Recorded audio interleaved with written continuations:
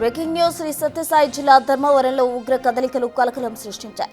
ఓ హోటల్లో వంట మనిషిగా పనిచేస్తున్న నూర్ అనే వ్యక్తిని ఎన్ఐఏ అధికారులు అదుపులోకి తీసుకున్నారు. ధర్మవరంలోని కోట ఏరియాలో నూర్ నివాసం ఉంటున్నాడు. ఉగ్రవాదులతో సంబంధాలు కలిగి ఉన్నారనే అనుమానంతో నూర్ ఇంట్లో సోదాలు నిర్వహించారు. 16 సిమ్ కార్డులు స్వాధీనం చేసుకున్నారు. నూర్ సోషల్ మీడియా పోస్టింగ్స్ పై ఎన్ఐఏ అధికారులు ఆరా తీస్తున్నారు. ఇటీవల జరిగిన ఉగ్రవాద కార్యకలాపాలపై విచారణ చేపడుతున్న అధికారులు ధర్మవరంలో ఉన్న నూర్ అనే యువకుడికి సంబంధాలు ఉన్నట్టు గుర్తించారు. ధర్మవరం డీఎస్పీ ఆఫీసులో ఎన్ఐఏ అధికారులు గోప్యంగా విచారణ జరుపుతున్నట్టు సమాచారం.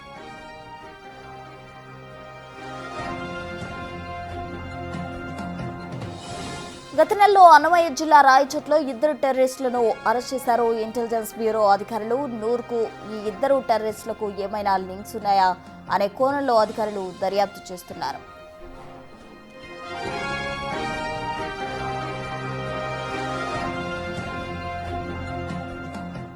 సత్యసాయి జిల్లాలో ఉగ్ర కదలికలకు సంబంధించి తాజా అప్డేట్స్ మా ప్రతినిధి యోగానంద్ అందిస్తారు. యోగానంద్,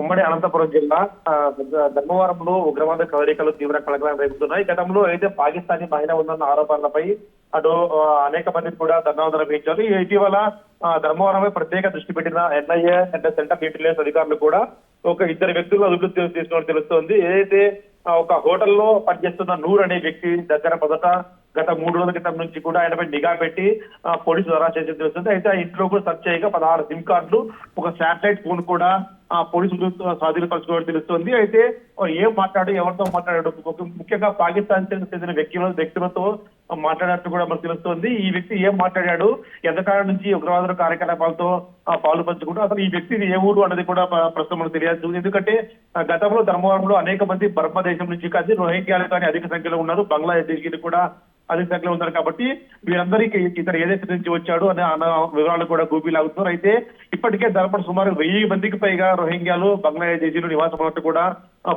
పోలీసులు అనధికారికంగా అంచనా కూడా వేస్తున్నారు. అయితే ఈ వ్యక్తికి సంబంధించిన ఓటర్ కార్డు కూడా ఇటీవల వెలుగులోకి వచ్చింది. అయితే ఈ వ్యక్తికి ఓటర్ కార్డు ఎవరిచ్చారు, ఈ అడ్రస్ గ్రూప్ ఏది పెట్టాడు అనేది కూడా పోలీసులు ఆరా తీస్తున్నారు. ఎన్ఐ అధికారులు కూడా దీనిపై గోప్యంగా విచారణ జరుపుతున్నారు. అయితే గత 3 రోజుల క్రితం నుంచి ఇతరపై నిఘా పెట్టి పోలీసులు కూడా ఎన్ఐ అధికారులు కూడా అదుపులోకి తీసుకోవాల్సి తెలుస్తుంది. ఇప్పుడు తాజాగా ఈ అరెస్ట్ వ్యవహారం వెలుగులోకి రావడంతో తీవ్ర కాకరైతే తెలుస్తుంది. మరిన్ని వివరాలు మరి కాసేపట్లో కూడా తెలిసే అవకాశం కనిపిస్తుంది. ప్రస్తుతం రైట్ యోగానంద్, థ్యాంక్ యూ.